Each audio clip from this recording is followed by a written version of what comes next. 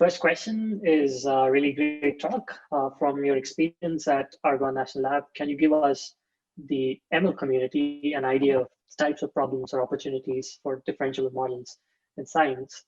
And can you give us examples specifically of areas where you see modeling improvements being needed?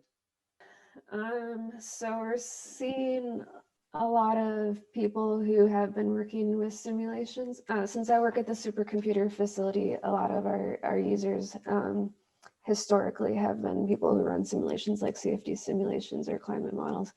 And a lot of people are interested in integrating machine learning, either to speed up an expensive part of their simulation, or maybe even to improve accuracy by modeling the error with the simulation.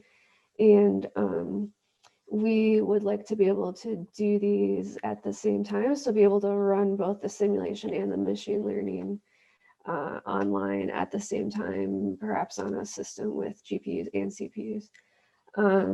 And so I think it would be really interesting to be able to have end-to-end training, and so being able to back propagate through the physics that you already know.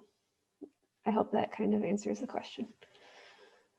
Yes, yeah. And interestingly, we now have a question from a Twitter user who just saw a notification talk. And the question is, considering the chaotic nature of such systems, what would be the consequences of using a system of equations that's different from the actual one, especially if the task is to identify critical values or zones of parameters?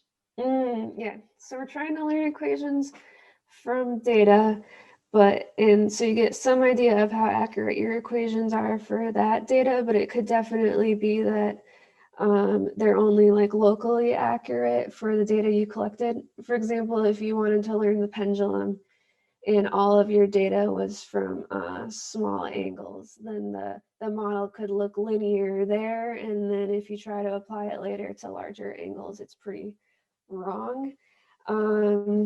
So I think you would perhaps want to keep validating the model if you need to trust it. And a nice thing is if you know a model, maybe you can do some interpreting of it and see if it matches your domain knowledge, and also be able to simulate it forward and see if it keeps matching your data. But you could definitely lose the generalizability outside of your data. That sounds good. Like we have a very related question on interpretability. Can you speak on the interpretability of a model and the strength using governing equations for downstream tasks? Like, are they ready for downstream tasks, or do they need more work? Yeah, I guess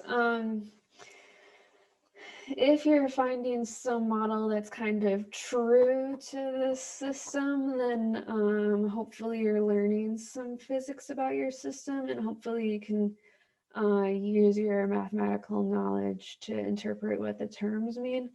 And then I could imagine that being helpful for a downstream task, because there's some, if it's a true model, then maybe it generalizes well. And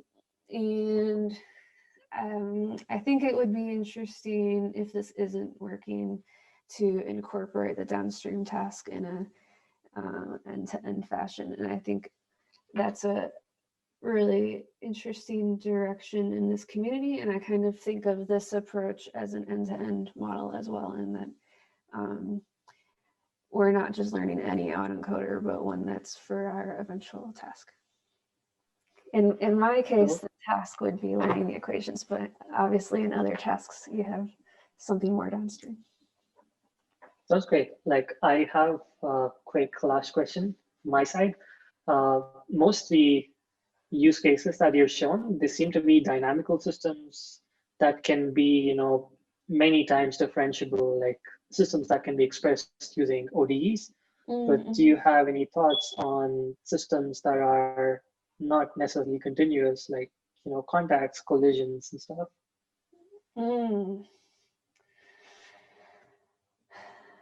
That's a hard question. I wonder if it would be helpful to learn if you had continuous models that are then discontinuously connected, I wonder if it'd be helpful to learn models in different regions that you then have some way to move between,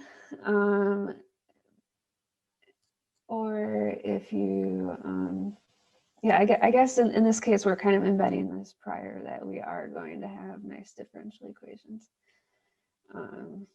So if you didn't expect that, then maybe we should embed something else in the latent space. Yeah, that sounds really good. So in the interest of time, we're going to pause the Q&A session here, but if anyone has questions on the Rocket Chat, I'm sure you could answer some of them. And we hope to have you in a panel discussion like later this evening.